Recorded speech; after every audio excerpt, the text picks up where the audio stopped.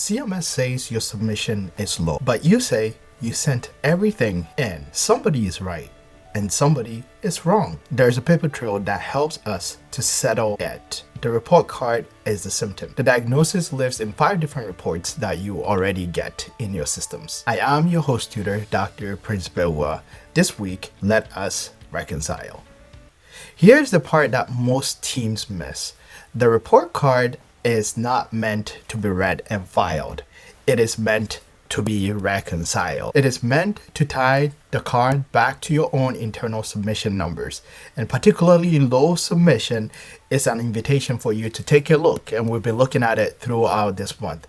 It's not a verdict that you need to be absorbed in. You can't do it from just looking at the card alone. You need to reconcile your report card with other reports that you have already received from CMS that is in your systems. And this week, we'll take a look at how we reconcile these things together. In looking at the report card, you are reconciling with these trails. These 5 reports are example of things to pull together. So there is the TA1 report. We are looking if it did arrive as you made your initial submission to the encounter data system. So there's a front end report. Then the 999, which is a functional act, was the X12 valid, also a front end report.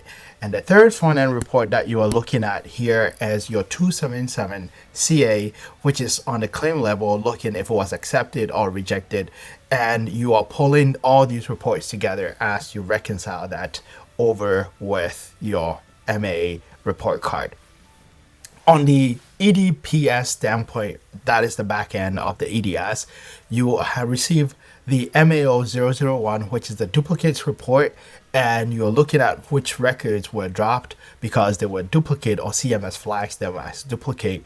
And then you look at your MAO002 processing report, looking at data if it got its final acceptance or a final rejected, and looking at this from a header side standpoint and at the underlying standpoint. I have specific videos on all these reports that I can also add on into the notes, or as you go into our playlist, you'll be able to find them because we looked at duplicates specifically, and we also looked at MAO002 report.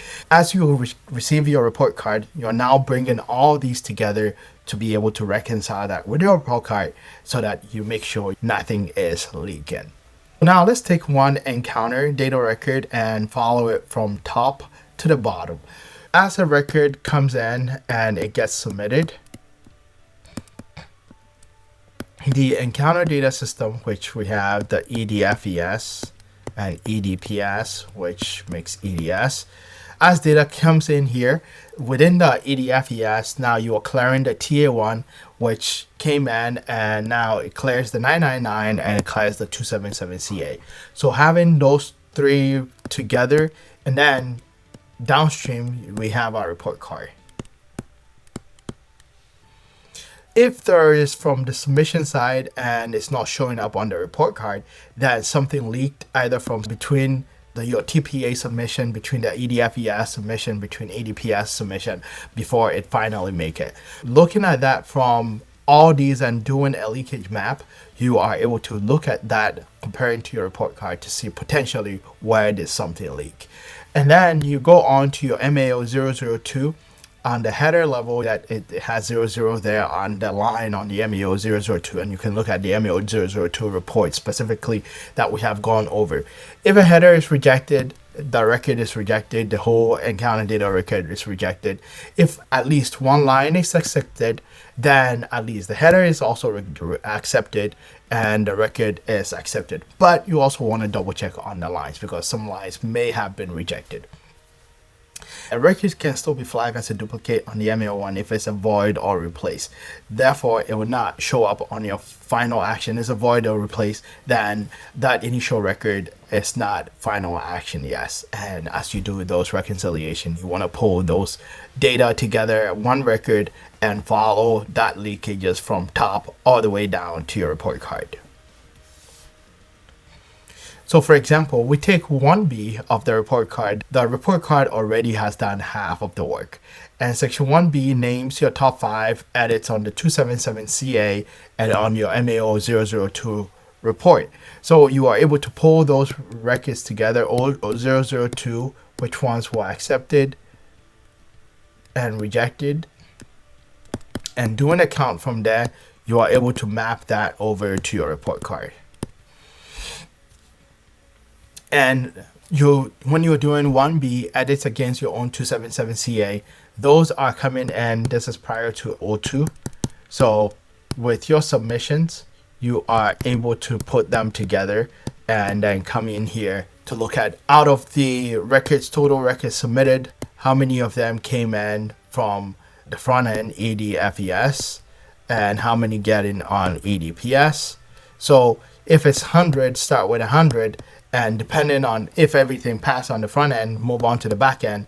Now you are able to put that together and bring it in terms of which one also became final action based on if the record was an original or replacement or void, and be able to reconcile that. Submitted versus accepted versus final action. Submitted is what left your shop, what left the TPA submitted, or your contractor or your vendor submitted. Accepted is which one of them got on the MAO2, got accepted on the header, 000 on the header. This header and get accepted. And final action is as part of the records that get accepted, which of them was not later voided or replaced. Otherwise, the replacement one becomes a final action, and the rest of it underneath it, the prior one that was accepted, doesn't count as final action, although it may count as part of the submitted records. And 2A and 2B is looking at the count of final action records only. So in that case, you're not looking at submitted, you're not looking at accepted, but you are drilling down all the way to only the records that continue to exist and not voided or replaced, plus the originals, and you will be able to get to your final actions. This is where the reconciliation breaks down. And I have seen from multiple work that I have done, and even CMS. So wrong number, reconciling submitted and accepted instead of to final action. Know what each of them stands for, and therefore what is the denominator. Because if you don't have the right numerator, right denominator, definitely you will have the wrong answers. Therefore, as you work with your data analytics team or your IT team or your vendor, you want to always understand what data are we looking at, submitted, accepted, or final action, so that everything can tie in. There are sometimes reports you will never see. Maybe the vendor or the clearinghouse holding on to your MAO 002 report, or even from the data that's leaving your health plan to the vendor to CMS, right? Between CMS, vendor, and the CMS, the acceptance rate may be 99%. But what is the acceptance rate between you and the vendor? Because if something is missing there, then definitely the denominators are different. So recognizing and seeing that so that you're able to reconcile everything from the health plan to your clearinghouse to CMS is critically important, so that you make sure you are reconciling to the right numbers.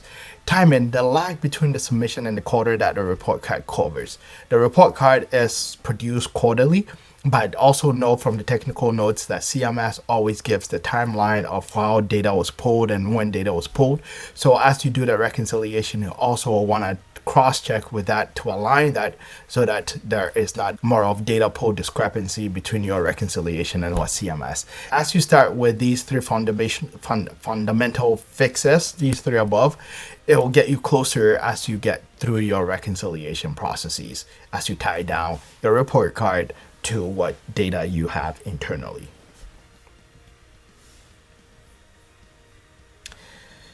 Next week, we'll be targeting some of the gaps and correct resubmit, engage with CMS technical assistance, and some of the downstream things as we pull all this report card together with all the other reports that we have talked about today. And that is where the completeness becomes critically important, because ultimately data completeness is critically important for CMS requirements for health plan, and ultimately your risk score and your payment as well. You want to subscribe so that you do not miss anything if you have not done so already. You click the subscription button and then you can subscribe to our YouTube channel so that once it drops next week, it doesn't pass you by. But before you go, I want to invite you again, if you have not received your signature gift, it is From Chaos to Clarity, the one-page cheat sheet that maps fee-for-service wraps and counter side by side to help you understand the data sources that are critically important for Medicare Advantage risk adjustment. You can download your free copy at codemy.com. Also get a chance to be on our email list so that you do not miss anything from us. Otherwise, I will catch you next week as we finish this month's series. Thank you and bye for now.